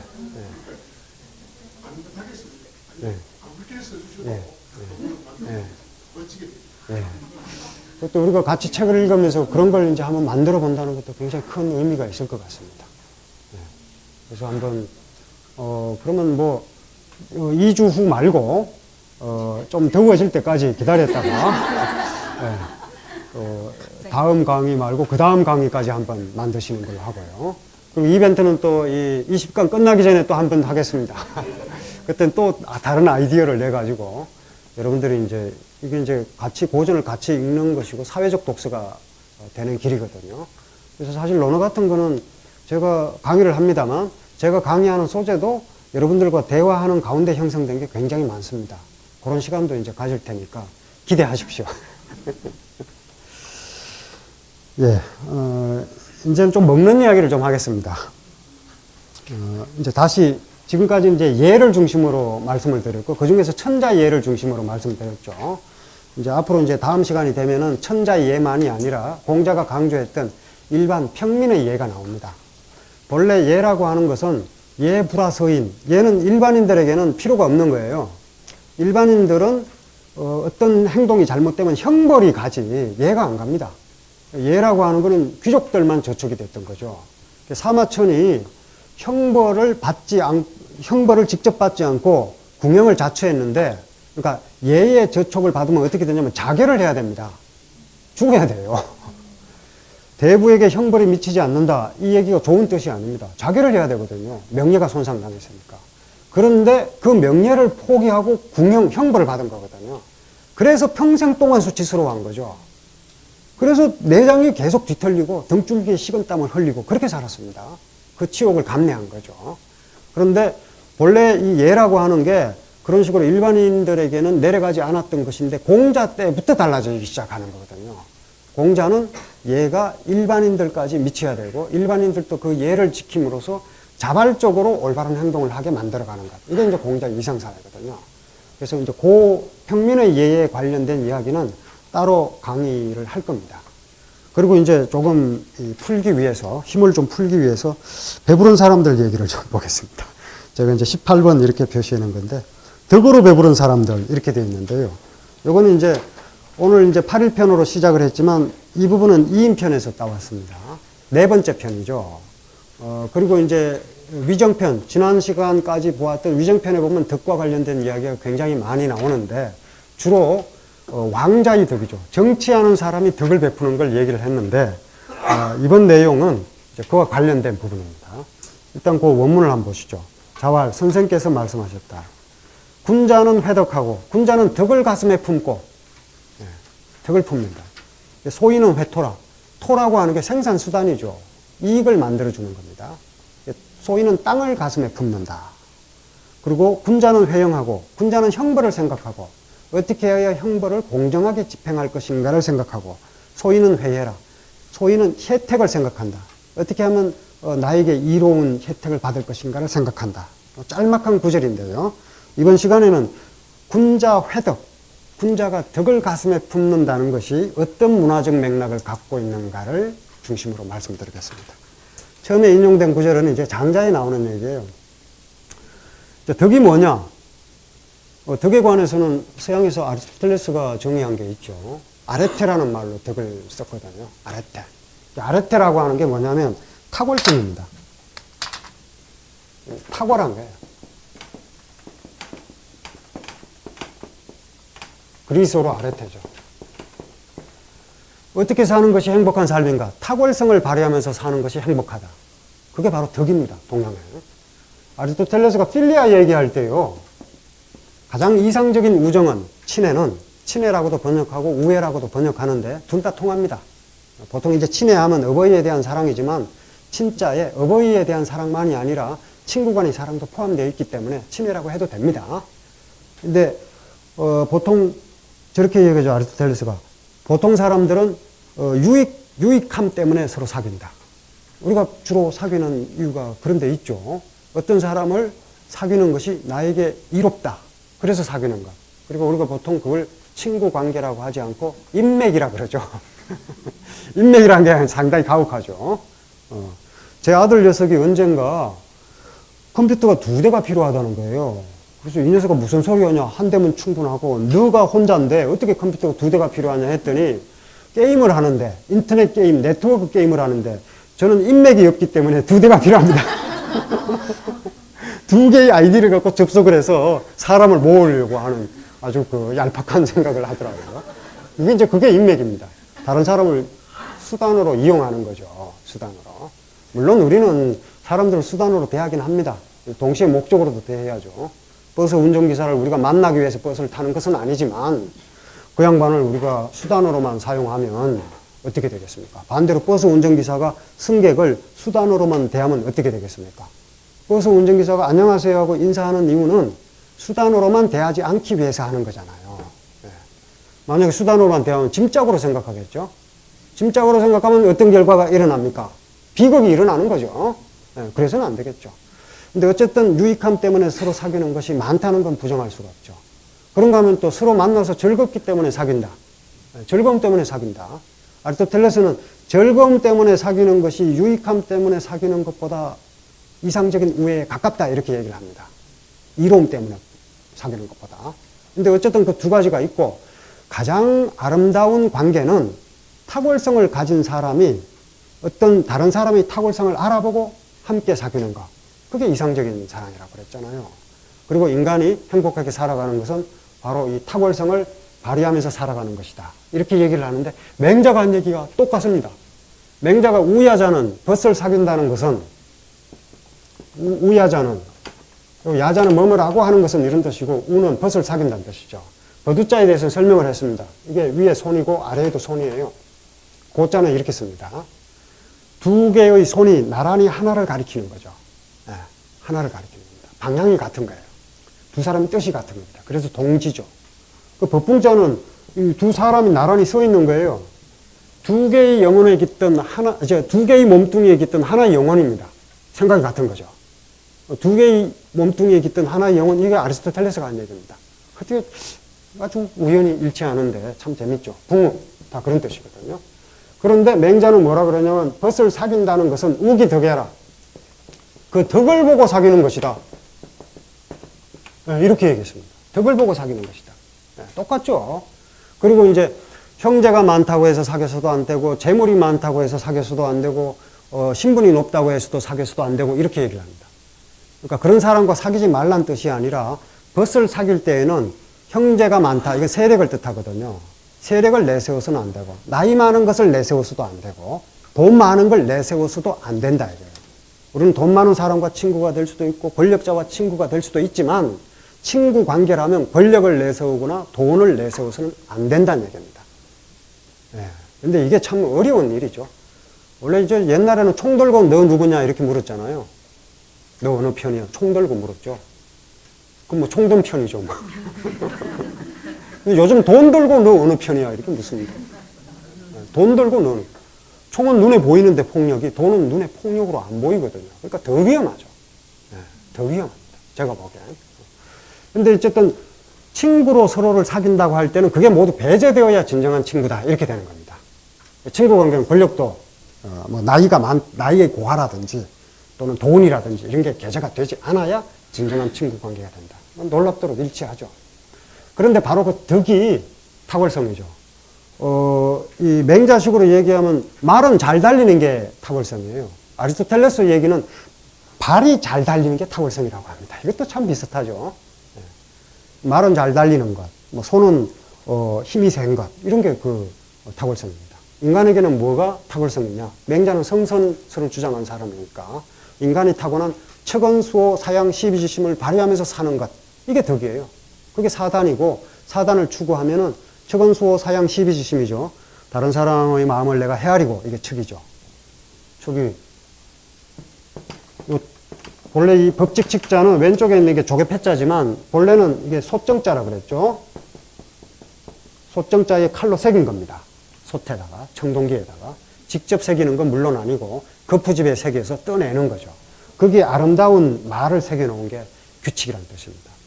그런데 그게 이제 물을 헤아릴 때는 물숫자가 붙어서 물의 깊이를 헤아리는 청량도구죠. 마음 심자가 붙으면 다른 사람의 마음을 헤아리는 기술입니다.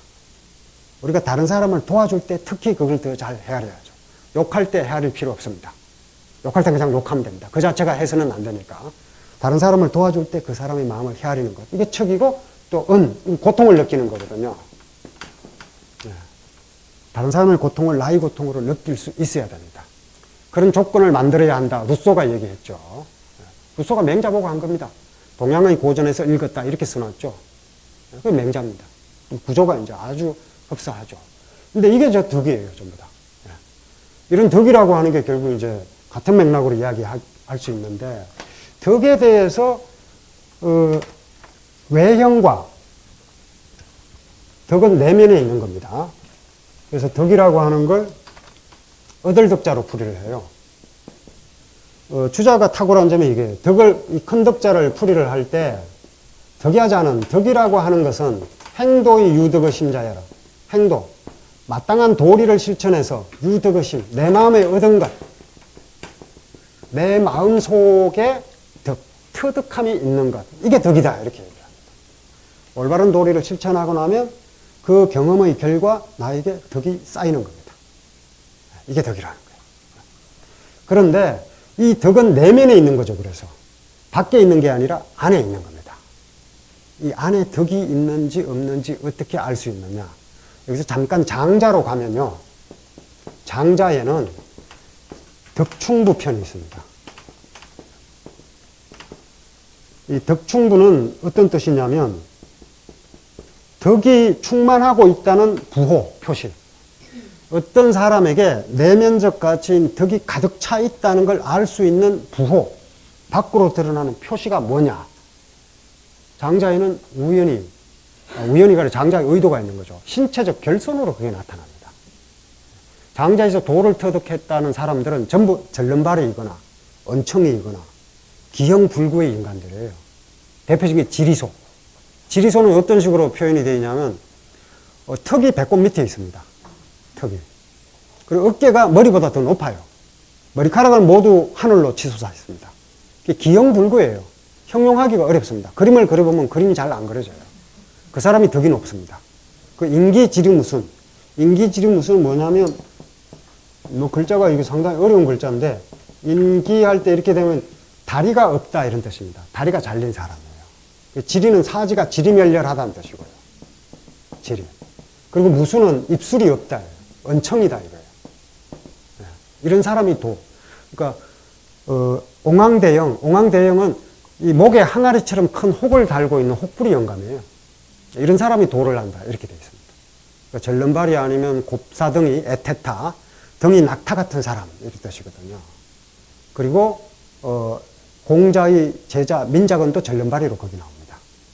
그러니까 전부 신체적 결손이 있는 사람들이 내면의 덕이 충실하다 이런 식으로 표현이 되어 있습니다.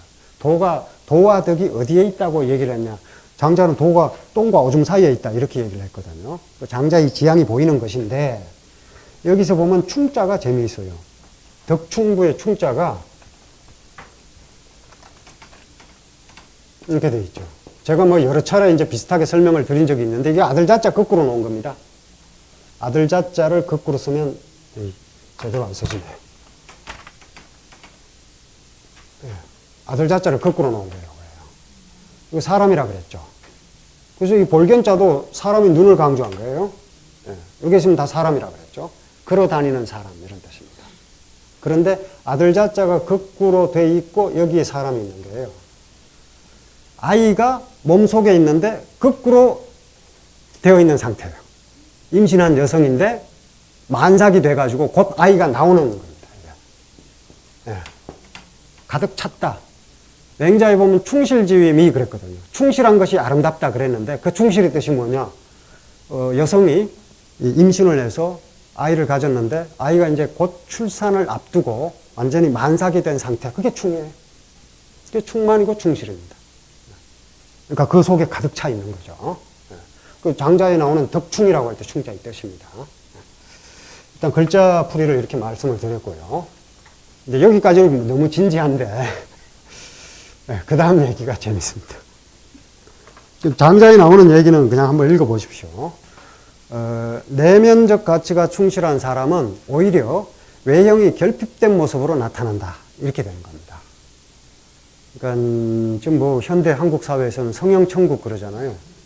외형을 갖고 오는 데 치중하죠.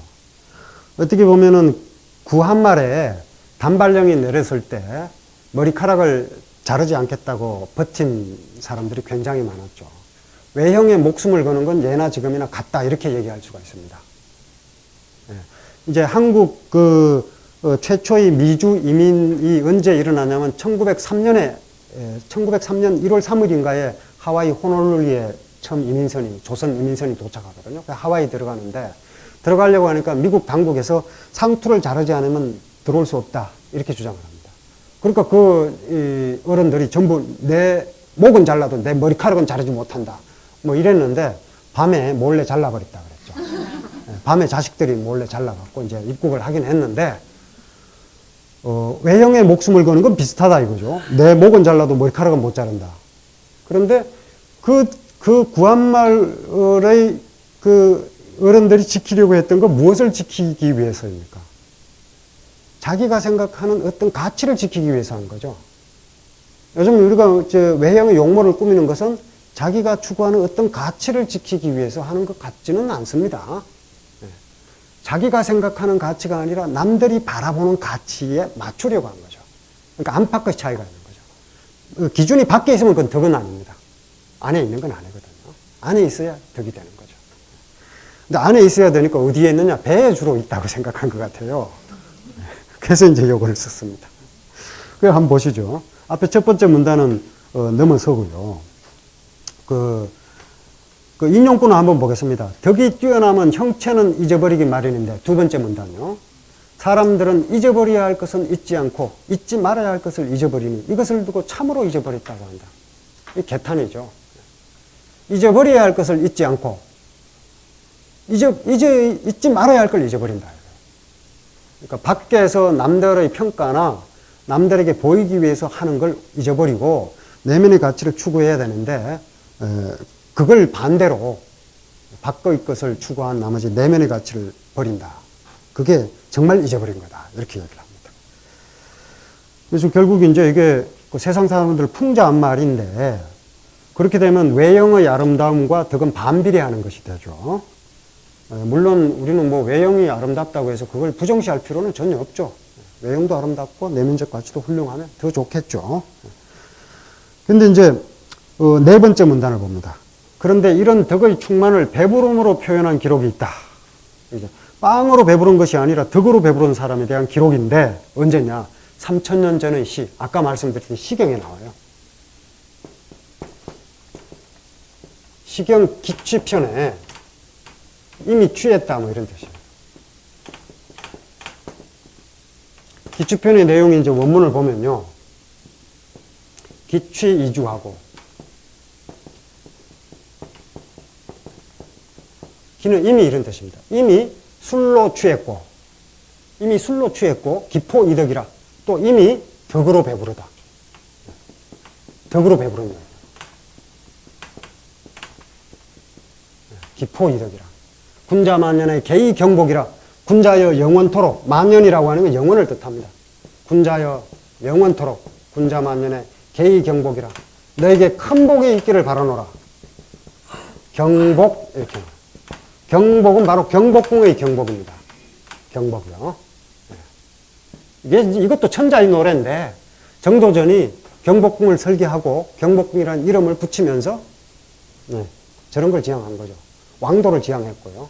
태조의 적국에서도 정도전이 썼고, 그게 왕도를 지향한 겁니다. 그러니까 왕도의 내용이 뭐냐면 환과고독 폐질자, 그러니까 호랍이 과부, 독거노인, 고아, 그리고 장애를 가진 사람들에게 왕도를 먼저 베풀어야 된다. 이렇게 얘기하고 있죠. 요즘 우리는 보편복지라든지 이런 것과 비슷한 얘기인데, 왕을 인정한다는 점에서 차이가 있지만 우리가 약자를 먼저 보살핀다는 그 정신만은 같은 거죠. 그 정신만 살리면 되는 거죠. 민주주의 사회에서 왕을 뭐 부활하자 이럴 수는 없지만요. 모르겠습니다. 저기 경복궁에 왕을 한 명 만들어 놓고 가서 만나보는 것도 재미는 있을 것 같은데, 실제로 왕을 만들자 그러면 저도 반대할 겁니다. 요게 나와요. 경복. 근데 이제 여기에 나오는 게 기포이덕이라는 표현이 나오죠. 저는 이제 뭐 이 구절을 이제 종종 결혼식 할 때 군자만년 개의공복 이거 써서 이렇게 축의금 낼 때 같이 넣고 이러는데, 이게 아무래도 이 결혼식 참석해서 술 마시고 기분이 좋아서 쓴 노래인 것처럼 보여서요. 그런데 이게 이제 조선시대 궁중 제례학이나 또 궁중에서 행사가 있을 때 이런 식으로 놉니다. 그러니까 정조가 자기 어머니 혜경궁 홍씨의 회감년을 베풀 때도 이런 식으로 놀아요. 그걸 이제 공연으로 만들어가지고 세종문화회관에서 공연을 한 적이 있는데, 제가 관람을 한 적이 있습니다. 아, 너무나 지루했습니다. 술을 마시는데 뭐, 벌컥벌컥 마시는 게 아니라, 한 잔 마시는데 여기 잔을 들어서 입까지 가는데 한 5분 걸리는 것 같아요. 네. 천천히 가요. 그동안에 음악이 쫙 연주되는 거죠. 네. 그런 식으로 놓고, 밥 한 숟갈 뜰 때도 한 5분 걸려요. 한 숟갈 먹는데. 네. 그런 식으로 이제 하는 거죠. 근데 그 내용이, 천자가 먹는 음식, 뭐 그럴 때 나와 있는 내용이 있는데, 그 내용을 한번 살펴보죠.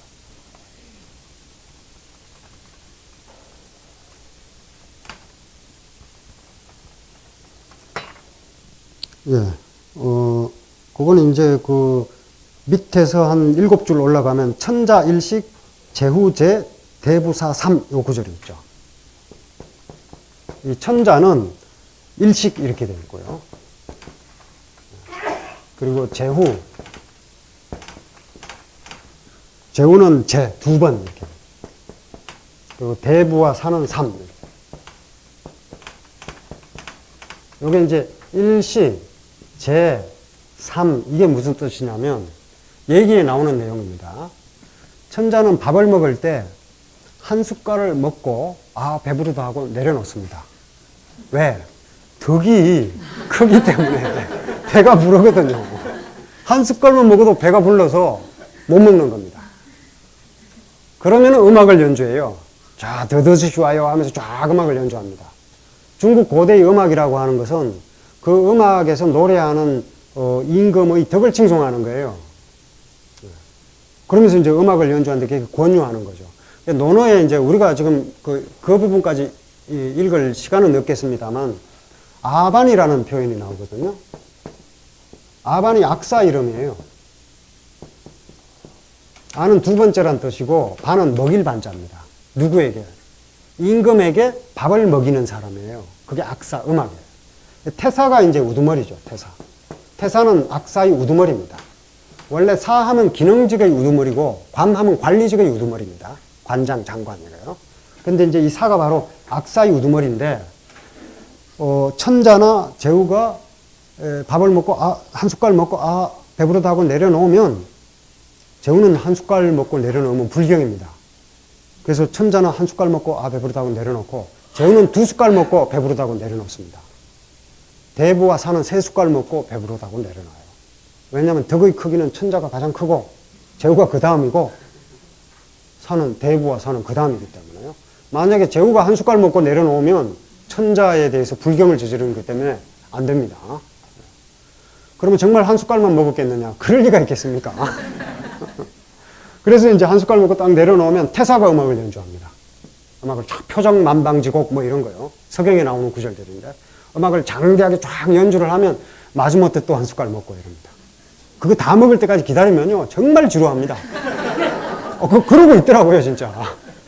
그렇죠. 엄청 지루했는데 보는 관객만 지루했던 것이 아니라 그 연기를 하는 정조 역할을 했던 그 연기자가 나중에 일어서는데 다리에 쥐가 났어요. 막 휘청거리고 막 그랬습니다. 근데 그걸 그대로 복원을 했다는 건 참 의미가 있는 거죠. 그러니까 복례의 이런 것도 복원이 되고요. 복례의는 서경에 나온 말인데 그것도 조선시대 궁중예법을 재현한 거거든요. 그 봉황새가 날아와서 순임금이 소악을 9번 연주했더니 소소구성의 봉황례의 하나다. 봉황새가 와서 춤을 췄다. 이런 구절이 있거든요. 거기에 맞춰서 복례의라는 의식을 고스란히 복원해서 공연한 적도 있습니다. 근데 조언은 좀 필요하겠더라고요. 이걸 무대에 올려서 공연을 하려면 좀 압축을 하든가 좀 다른 게 필요한. 그냥 보고 있더니 정말 지루했습니다. 그런 거예요. 한 숟갈 먹고 내려놓고 음악 연주하면 그 다음에 아반이 그 다음으로 밥을 권유하는 악사가 따로 있습니다. 첫 번째는 태사가 하고 그 다음 두 번째 밥 숟갈 내려놓으면 아반이 연주합니다. 그 다음으로 밥을 권유하는 악사 그리고 3반이 또 나와요. 논어에 다 나오는 얘기입니다. 세 번째 먹고 내려놓으면 세 번째 악사가 또 음악을 연주하는 거죠. 음악을 연주하면서 하나하나 밥을 먹고 술을 마시고 이렇게 하는 거죠. 그런데 제가 언젠가 식당에 갔더니 기포이덕이라고 이미 덕으로 배부르다 이런 구절을 본 적이 있습니다. 그래서 저 인사동의 어느 식당이었는데요. 지금은 없어진 것 같아요. 그래서 그 식당에서 그 구절을 보니까 또 역시 우리가 밥 먹는 식당에서 덕으로 배부를 줄 알아야 이게 문화다 이런 생각이 드는데 요즘 우리 정서하고는 참 많이 다르죠. 왜냐하면 남기는 것이 미덕이었던 시대거든요. 왜? 내가 남기면 다른 사람이 먹을 수 있는 거죠. 지금은 내가 남기면은 반대가 되죠. 이게 버려지게 되니까. 지금 이제 아주 문화 자체가 완전히 달라지죠. 우리가 먹는 것이 풍족하냐 아니냐에 따라서 문화가 크게 다르잖아요. 그런데 이 과거에는 이게 이제 조금만 먹고 배가 부르다고 하는 것이 미덕입니다. 그리고 실제로 먹을 것이 부족해서 굶주릴 수밖에 없었던 시대에 조금 먹고 배부른 척 하는 것이 어떻게 보면 그 굶주림이라고 하는 육체적 고통을 극복하기 위한 문화적인 노력이거든요. 그걸 이제 다시 봐야 되는 거죠. 그런 맥락이 이 속에 들어가 있는 겁니다. 그래서 이걸 이제 높이 평가할 수가 있는데 그럼 과연 천자들은 하루에 한 끼만 먹고 제후들은 한 숟갈만 먹고 제후들은 두 숟갈 먹고 대분화사는 세 숟갈 먹었냐? 그렇진 않죠. 오히려 천자는 하루에 4번 성찬을 먹었고요. 제후들은 3번 먹었고 서민들은 옹손이라고 해서 제가 적어놨습니다. 아침밥과 저녁밥 2끼만 먹고 이랬습니다. 그러니까 겉으로 보기에는 그런 행위가 정말 내면에 아름다운 덕이 가득 차서 그런 것인지 아니면 그걸 다 알고 나면 이건 약간의 기만성도 있다 이걸 알 수 있게 되는 거죠. 기만적인 것인지 알아차리기가 쉽지 않죠. 근데 만약에 제가 그 마지막에 써놨습니다만 그 마지막 부분을 한번 보겠습니다. 그 마지막 부분의 두 번째 문단 보면요.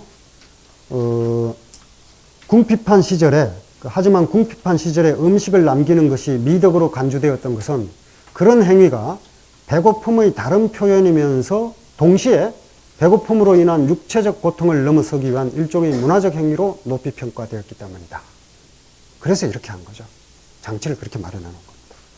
그런데 이제 문제는 이런 식의 문화적 행위가 배부른 자들의 장식물에 지나지 않는 것인지 아니면 실제로 덕으로 충만한 사람의 일단을 보여주는 것인지 알아차리기가 쉽지 않다는 데 있다.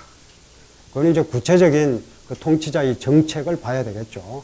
정말 왕도의 정신을 제대로 베풀어서 가난하고 배고픈 자들에게 혜택이 돌아가는 정치를 베푸는가 이걸 봐야 되겠죠. 그렇다면 그건 진짜겠죠. 근데 만약 그렇지 않고 음식물로 배부른 자들이 거짓으로 그런 행위를 한다면 돌아올 반응은 제가 마지막에 써놓은 겁니다. 제대로 봐야 되겠죠. 그래서 그런 것들이 양면성이 있으니까 여러분들이 두 가지를 아마 같이 한번 생각해 보시면서 이해를 하시되 그래도 어쨌든 우리와 지금 현재 먹을 것이 가득 넘치는 이 시대와는 다른 점이 있다는 것을 이런 예법을 통해서 살펴볼 수가 있는 거죠. 예, 이렇게 해서 오늘 그 예와 덕 두 가지를 말씀을 드릴 거예요. 다음 시간에는 역시 이제 8일편 중에서 가장 중요한 부분이 나옵니다. 그 인과 관련된 내용인데, 이건 따로 이제 제가 정리를 해서 강의를 하고 인과 예 두 가지를 중심으로 다음 2주 후에 또 만나 뵙겠습니다. 오늘 강의 마치겠습니다.